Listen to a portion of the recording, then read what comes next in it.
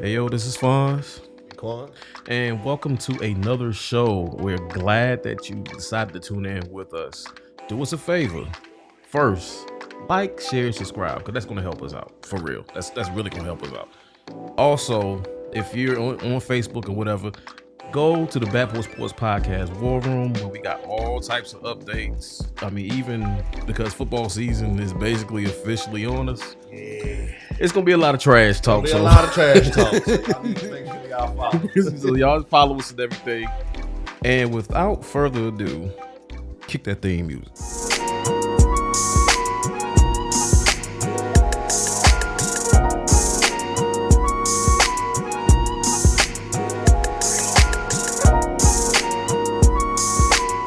Yo, what is up? What is up? Welcome back to the show, man. How are you feeling? Feel all right. Feel like Tuesday. Yeah, it's a Tuesday, Taco Tuesday, and another Tuesday ain't gonna call because we Lord. get families and stuff. It's a family show, Nickelodeon. Family Anyway, all right, man. Let's go ahead and jump to the topic at hand. There are no more undefeated teams in this NFL. Good. Wow. I'm glad. I'm happy. I am. Yeah. Yep. I'm happy for a myriad of reasons. Mm-hmm. Because I'm tired of hearing about it. Oh, they're undefeated. How long they're going to last? I don't care about how long they're going to last. My team ain't undefeated, so forget them. Right. So, yes, if you watch football, the 49ers and the Eagles took their first L this past weekend. On the same day. Same day. But then that was of each other. When it all fall down. When it all fall down, boy. Yes, boy, I ain't heard that phrase in a long time. When it all fall down. Oh my goodness. The shout out to my spades player people out there.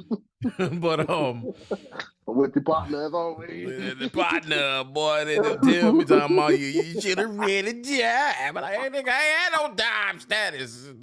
I'm sorry.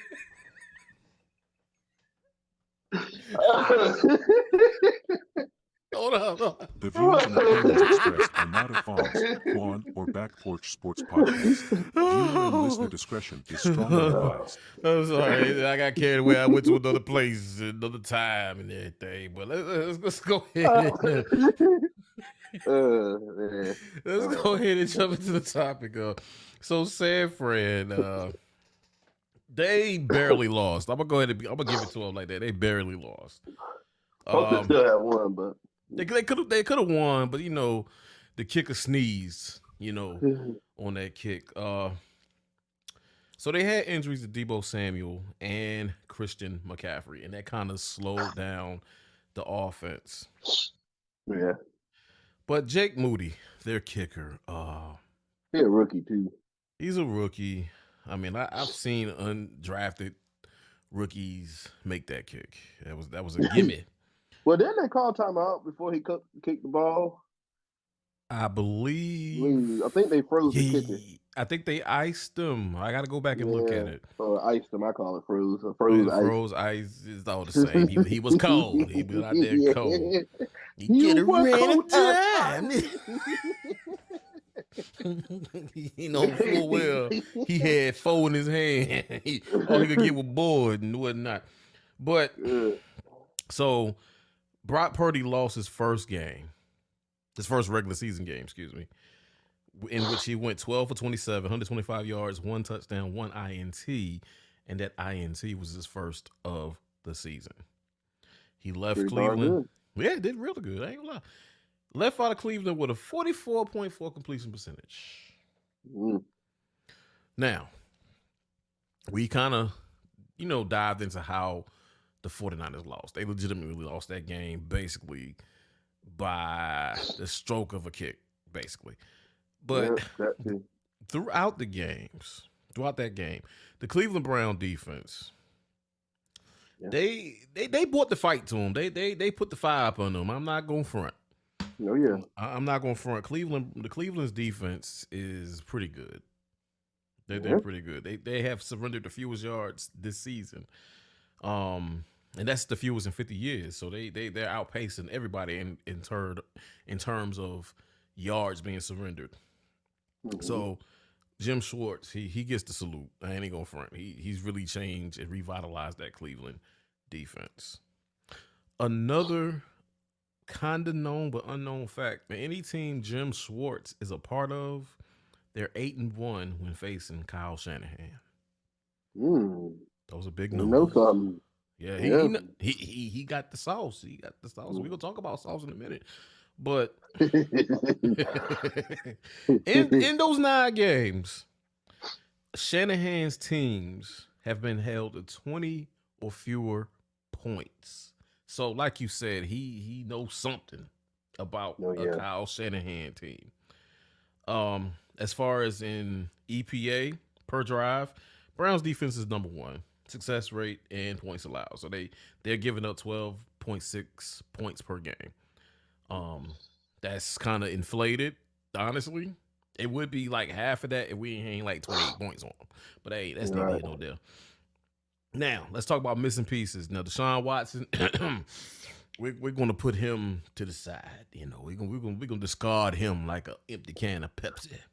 But Nick Chubb, Joel Bitonio, and Jack Conklin, they were all missing from the Browns team, and they took down arguably the best team that currently right now, as it stands, they're still number 1 in a lot of power rankings, which is the 49ers, undeservedly so, but there's neither here nor there. Because I feel like if you lost the way you lost, and the Chiefs are kind of number 2, even though they're not really dominating, they're just beating people. I feel like the Chiefs can overlap the 49ers at this point until the 49ers come back to where they used to be. So what you, out of all that, what's your take on it? I think I could say that the Browns played a good game. They was in a little ruffle 45 minutes before kickoff. That always excites the gameplay even more, like similarity to what we seen last night against the Cowboys and the Chargers. They was out there brawling. I got punched in the face and helmets coming off and all different type of stuff. But anyways, I mean, they surprised me. I don't think nobody expected them to compete as they did against such a furious team in the 49ers. They did win this by a stroke of a kick. They won this game due to injuries to Saquon. I mean, not Saquon. Christian McCaffrey and Deebo Samuel. I believe they would have probably scored if Christian McCaffrey and Deebo was out there. Maybe not Deebo, more of Christian McCaffrey. Right. Hopefully he'll be able to come back because he's having a Hall of Fame season. I'm convinced that if Christian McCaffrey was never to suffer an injury, he'd probably be in the conversation to the best running back in NFL history. I just put it like that. I mean, the guy's over Derrick Henry. It'll be a two horse race, but I'm telling you, man, he looks like the best running back in football. Derrick Henry is scary. After he cracks that line of scrimmage, he's scary. He showed that he still had speed in that following this last game against y'all, with the screens or whatever. But I feel like Christian McCaffrey is just that all around back. Not saying that Derrick Henry isn't, but I don't know. His run style is just so much different than Christian McCaffrey. Christian McCaffrey doesn't need that. I don't know, that room. I feel like he creates his own. Yeah. I mean, he's just a bulldozer. I mean, he runs like mad. And then with Christian McCaffrey, not to cut you off, but with Christian McCaffrey, he can pretty much be a slot receiver as well. So he can kind of fulfill a Wes Welker type role in that particular offense. So it's like once he went down, it's like that offense kind of slowed to a halt. Honestly, in my humble opinion, you can score on Cleveland. Cleveland is not hard to score on. Right. But you got to be A1 at this point. You got to be A1. Yeah. Well, go ahead. I'm sorry. Oh, my bad. um, speaking of, they did have 12 penalties for 105 yards without the Right. two pieces that we just named. Right. That's very, very critical to them. But yeah, I was shocked. Like I said, I mean, I know the Browns defense is can be a scary defense, but I didn't expect them to be competitive with such team like the 49ers Me and neither. get them their first their first loss. Honestly, I But like good old JR from wrestling. I thought it was gonna be a slobber knocker because yeah. I thought they was gonna get slapped around Cleveland Brown I Stadium. mean, especially with no Watson. I mean, Yeah, they made the Steelers look bad because I think y'all haven't played the 49ers yet. So yeah. they darn sure made us look bad by losing to them because we beat the Browns and the Browns beat the 49ers. It just It's don't make crazy. any sense. It's But the beginning of the nevertheless, season. but nevertheless, they that game could mean something if it comes down to playoff entries and stuff like that. Just depending on how y'all guys play and the Cincinnati Bengals play, it could make a difference. It could. So It head could. scratching there. Yeah, but it was big yikes for the Pittsburgh Steelers. It's like Yeah. you won, but you lost the bye week. I tell you, boy. I tell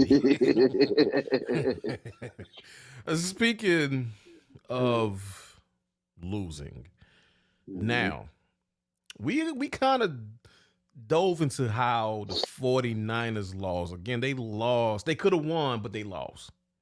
Mhm. The Eagles, on the other hand.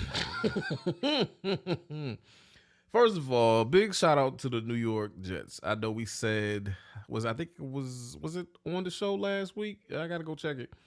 That the Jets could ruin somebody's holiday. Oh yeah, I think that was last Now, show. I'm not going to jump on the bandwagon just yet, but I'm looking at it coming down the highway, and I might just grab a hold, at least follow it, But for the first time in franchise history, the Jets franchise history, the Jets beat the Eagles. Now they're 1-12 all time, and going into their bye week, they are 3-3. Now, despite losing Aaron Rodgers, the Jets have shown that they can play with anyone, including upper echelon teams like the Eagles. Let me stop right there. So that particular game, I was on red zone, so I was going back and forth, but that game was close the entire game. Mm-hmm. It was a one-score game the entire game. So big shout out to the Jets, except for the time when the Jets fell down by 11 in the first half. And of course, their red zone struggles, and I kind of attribute that to the lack of consistent quarterback play. But Greg Zuerlein and their defense, hey, so they won it with special teams and defense. To be real, they got 2 out of 3 phases. In the second half, though, this is weird. The Jets defense held the Eagles scoreless in the second half. Yeah. Yep. That was amazing. Now, let's talk about Jalen Hurts for a minute now. Is that a case of doing too much? Or that's just what we got going on? I think it's a case of him just doing a little bit too much. I think when you're on a team where you're just used to dominating, probably didn't even go into this game even thinking the Jets was going to even put up a game against them. Right. Just trying stuff, but it failed. It didn't work. Now, here's Jalen Hurts' stats so far. He has passed for 1,542 yards. He has 7 touchdowns and 7 picks. Mm. And he threw 3 of them, 3 out of the 7. So he came into the game with 4 picks. Mm-hmm. And he got 3 more Sunday. This last particular game, his rating was a 59.5. Completion percentage was 62.2. So I'm seeing a trend with Jalen Hurts as I'm looking game by game. Last game, 62.2. Game before that, 65.8. The last game before that, 67.6. 62.2 again against Tampa Bay. 78.3 versus the Vikings. Mm-hmm. Now, to me, I think that game was a combination of an aberration and a sign of things to come. Because you got to take care of the ball. Don't care what you're doing. When you're facing adversity, and granted, just looking at their schedule, outside of the Commanders, who of course they play them twice a year, outside of them, the Jets is probably the best defense they faced all year. And to do that, to lose the way they lost with the turnovers, I know he threw 3. They had 4 turnovers the entire game. I think Swift fumbled the ball, but I mean, I'm not saying press the panic button, but at the same time, I feel like they did because they just signed Julio Jones. I don't understand where that came from. Me neither. Corey, shout out to Corey in the war room. He posted it in there, and I didn't even say nothing. My question was why? Like, why at this point? That was a weird signing, but we'll see. Maybe that's to help decrease those 3 interceptions. Maybe Julio. I don't know. I mean, he coming up off the couch though. He come off with. I mean, he got a good resume and everything. I respect him. Mm-hmm. I'm intrigued to see how they use him though, because I feel like I feel like Eagles already have what they need to win. I mean, AJ Brown, Devontae Smith, Goddard, Swift, Jalen Hurts, solid defense. I mean, at this point, he's just another receiver. I don't know. I don't know. It's like it's like they're trying to get an embarrassment of riches at this point. Yeah. But poor Julio Jones and poor D Hop. Right. Right. Yes. You could have said it better myself. So check this out though. The Jets beat the Eagles without Sauce Gardner and without DJ Reed, their 2 top corners. The defense balled out, man. Kept them in the game. Oh yeah. One thing I like about the Jets defense, and we kind of touched on it last week, but we can revisit a little bit. The Jets defense is really battle tested. Because think about it. They played Josh Allen, Patrick Mahomes, and Jalen Hurts in the same season. And now they're 2-1 against those 3 quarterbacks. They're alone. They lost to Patrick Mahomes, but they only lost by 3. So I'm telling you, like, y'all, if you're y'all keep sleeping on the Jets. Like, keep sleeping on them. I'm trying to tell you, the Jets will fly all over. I'm telling you. And Jalen Hurts, like, he had a hand in pretty much literally giving this game away, of course, because he's responsible for the most turnovers on Sunday. And I'm quoting him. He said, "You have so many missed opportunities and really so many mistakes as if you're kind of giving it away." This is coming out of his mouth. His mouth to my pen. And, of course, he went 28 for 45, yikes, with 280 yards, 1 touchdown, 3 picks, 1 rush touchdown. So he was responsible for 2 touchdowns. And, of course, the 62.2 completion percentage. So, I mean, can those 2 teams bounce back? Sure. Oh, yeah. Sure. They were undefeated for a reason, even though, they were feasting on some subpar teams. But they were undefeated for a reason because you beat who's in front of you. Right. At the same time, it's worth watching. What can these teams do? And doggone it, thank you. These 2 teams had something in common. They lost to great defenses. Yeah. So that right there is a whole nother show within itself. Is defense making a comeback? I mean, I always thought defense was essential to winning any type of championship. I mean, I know that the league is now a passion league, but I still believe in that slogan that defense do win championships because all day. I mean, the goal, whoever wins the game most of the time has the most points. Exactly. So if your defense can stop the offense, the opposing offense from getting points, you should be able to win the game. honestly, and if I could think back, I rarely remember a finesse type team winning the Super Bowl. Mm-hmm. Like, look at New England; they Can't do lost it. two to the Giants because the Giants Yeah. had decent Great defense. defense. Well, I don't know. Um, That defense is kind of better than defense. that NASCAR package is legendary. Yeah. Look at the Denver Broncos. They had the greatest offense of all time, and they got beaten in the head by the Seattle Seahawks. Mm-hmm. So I agree with your sentiment. You know, offense sells tickets, but defense wins championships. That's all I got to say about that. Yeah, I know. I mean, that's how I feel about it. That's exactly how I feel about it. Yep. Mm. So one more bit of so just something to keep a watch on before we sign off here. This has actually been a quick show, but you know, one bit of information. So let's think about the Miami Dolphins for a second.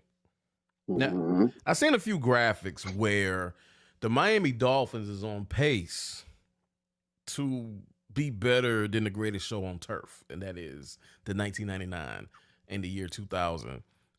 At the time, St. Louis Rams with Kurt Warner and all them guys out there. What's his face? The Cheetah is on pace to shatter Calvin Johnson's single season receiving record. Right now, he needs 180 yards to get over 1,000 yards, and it's just week 7. Yeah. That is ridiculous.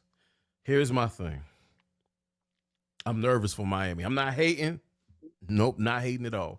But I'm nervous for them because I don't want them to peak now and then fall off at the end of the year.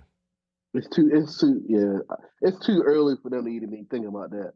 And the way they schedule is set up, you this is the warm up. This the tune up. Down the stretch, they got the Eagles again. Mm-hmm. They play Kansas. I'm skipping over the Patriots, even though the Patriots could be, but nevertheless, they got the Chiefs. They're gonna get smoked. They got the Jets, who we just seen be competitive twice. Matter of fact, they ain't even played the Jets twice yet. So they still got to see the Jets. And they got the Cowboys, the Commanders, and the Patriots all in between that, and the Raiders. Oh Lord, which a few of those games could be a little rocky. I could see especially the Raiders game. I could see that game kind of being a little competitive for them, depending on how things turn out. Right. The Commanders, they're sneaky. they're real sneaky. Very much so. And then Tennessee, I'm not really worried about them against Tennessee. But still, it's still a lot of football to be done, and they still got some people that we always say could ruin somebody's Christmas. Yeah. And so the goal is for them to remain humble. That's the best advice. Continue to ball out. I mean, my thing is, I think if I was a coach, my mentality, or one thing I would preach is, look, go out here and win. No, don't go on Instagram bragging and Twitter beefing with nobody.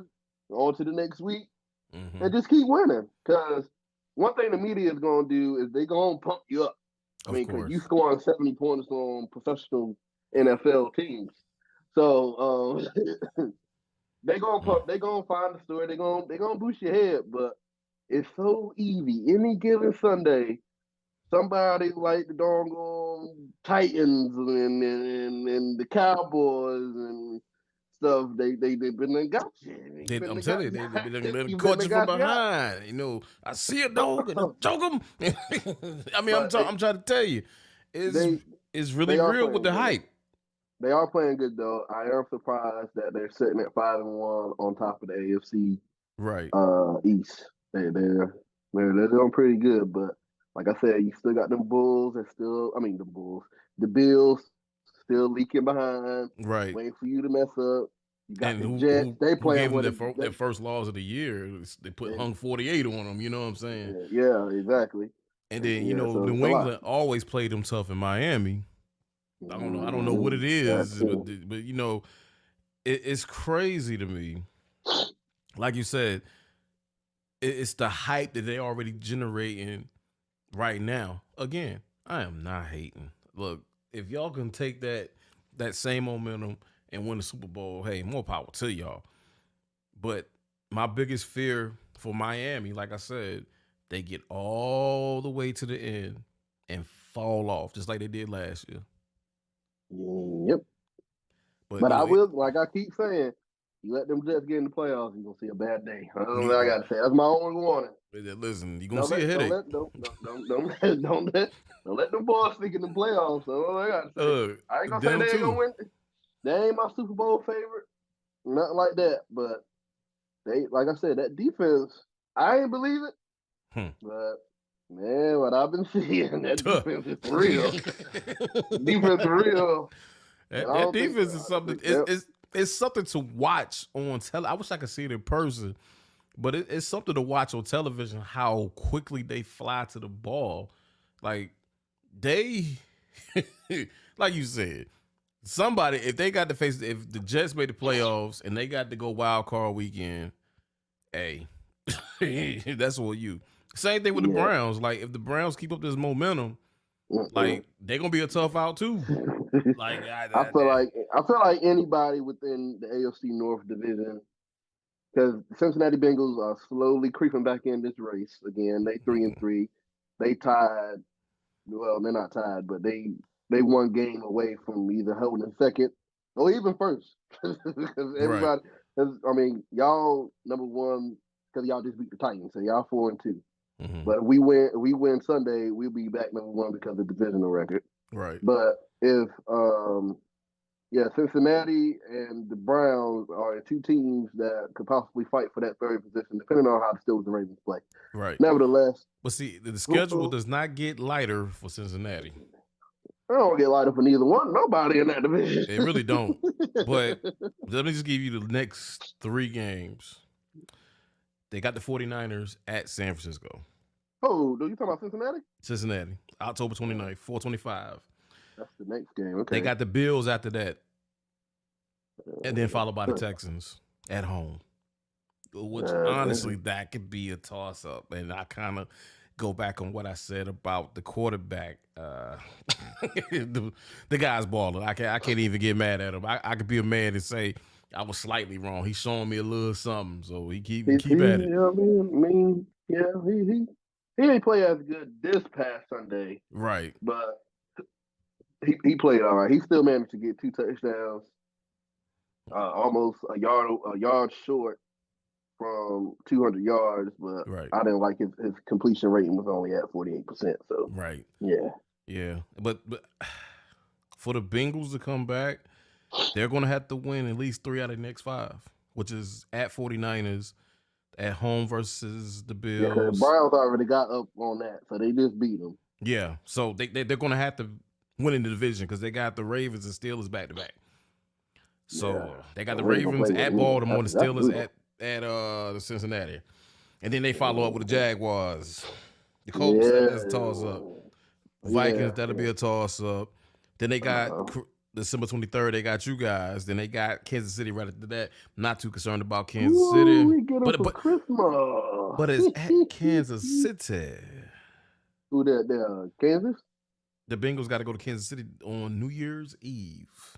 Oh, yeah. Happy New Year. Bye-bye. Happy New Year. See ya. Wouldn't want to be you. And then they got to follow up the last game of the year, January 7th, against those same Browns. But it's going to be at Cincinnati.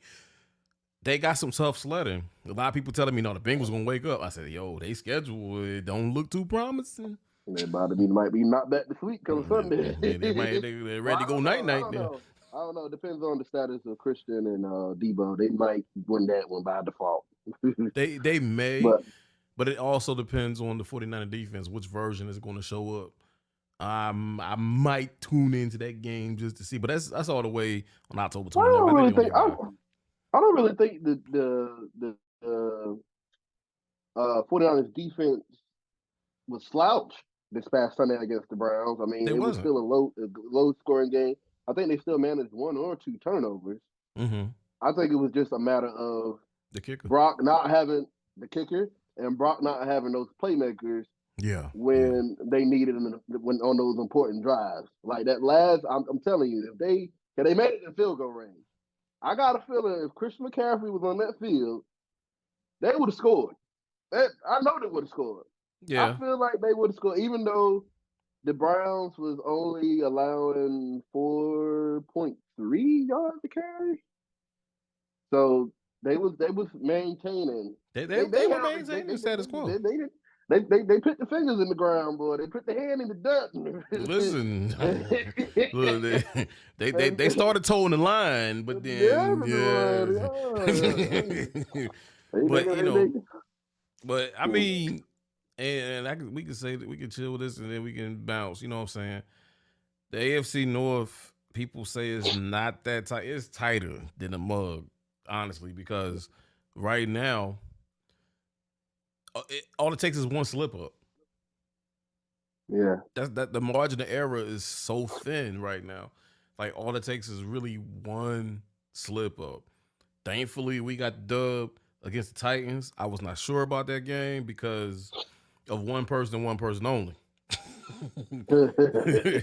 This dude could play running back and quarterback. I ain't never seen nothing like it in my life. But, we held it down. It's all good. Somebody held it down. I mean, he got 97 yards up off of us, but he ain't score. So we all right.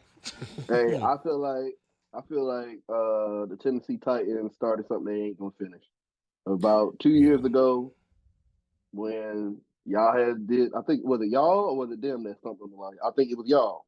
No, they stumped. They came to us and stomped on the Boyd. Yeah, and they beat us that game. They got us, but then we went in the playoffs and beat them and stomped on the they done wrote a check. Yeah, they wrote it that they can't have at the bank, buddy. You go to the bank and your check bounce, you in crubber. But a little bit of history though. That game, ever since that game, it's been high intensity between y'all. I don't even think they can beat y'all no more. But you know what? The intensity between y'all two. But you know what though? Honestly, that intensity really has been going on for like 20 years. Mm-hmm. Because back in the day, we was all in the same division. So it was us, the core four, I call them, and then you had Jacksonville and Tennessee in the same division. And so this is crazy. We're undefeated against them in the playoffs in Tennessee. Mm-hmm. And they come to Baltimore and beat us in the playoffs, which is ridiculously crazy. I don't get it. But it always been like that. But in just watching that game, I didn't get a chance to really get engulfed in the game. But to really watch it, it kind of lacked that intensity that it used to have. Because honestly, they was our rival. They was our chief rival back in the day. But the minute they came out there and stepped on the Boyd, it was over for them. Look, you can do anything you want, but there's two things you can't do in Baltimore. You cannot step on the Boyd, and you cannot do the Ray Lewis dance. You do those two things, you done wrote a check. Yeah, I'm trying to tell you. But I also think the reason why the intensity probably isn't so high is because Derrick Henry isn't everybody's nightmare anymore. Yeah. I mean, he's still an elite running back. But he's not. Don't get me wrong. But a year or two ago, everybody was trying to figure out how do we stop this big monster at the line of scrimmage. And we are, and I feel like also teams already anticipate. We already know that they already know Derrick Henry's going to be ran at least 15 to 25, 30 times. I'm about to say about 30, 35 times. Yeah, at least. And so he going to at least attempt 2 passes. So once everybody figured out, okay, if we stop Derrick Henry and make Tannehill play quarterback, we pretty much won the game. Pretty much got like I said, Derrick Henry still had 97 yards, but his quarterback only had 76 yards passing. And he got knocked out the game. And then he got knocked out the game. And honestly, Malik Willis had matching numbers to a starting quarterback. It looks like in last quarters. I mean, I'm not going to count his rookie year because they went ahead and threw him out there in the fire. His rookie year, I said he wasn't ready. One other thing that's helping Tennessee not wear out Derrick Henry so much is that Tajee Spears, young back, that made a big play towards the end of the game. Yeah. Yeah, he a monster too now. So, yeah. But Tennessee, honestly though, if you think about Tennessee, and I'm about to give y'all flowers, even though I can't stand y'all, but I'm gonna give you flowers. Tennessee always had an elite running game. Mm-hmm. Earl Campbell, ring a bell when they was the Oilers. Eddie George, CJ2K. That was that. I ain't gonna lie. Chris Johnson was my favorite running back. I ain't gonna front. And I was sitting there with I was sitting there with Jamal Lewis and Ray Rice, but CJ2K was that dude. I ain't gonna front. All right, so very good show, my brother. Very good show. Yes, sir. You know, we had a good time on this one. Again, guys, you know, let us know in the comments what you think. What do you think about these two once undefeated teams now in the land of the living? And, you know, do you think they can bounce back, or do you think it's going to be a sign of things to come? Go ahead and let us know. And a big appreciate you to everybody that comments. I think we got a comment last week on the last video about the Cowboys and, you know, how they ain't ready. They ain't ready because they ain't ready. But again, appreciate y'all, man. We really do. Thank y'all for supporting this podcast, supporting this channel, because we cannot do it without who? You. So you got anything you want to add, my brother? Not at all. All right. This has been the Back Porch Sports Podcast with your man, Fonz. Yeah, and we out of here.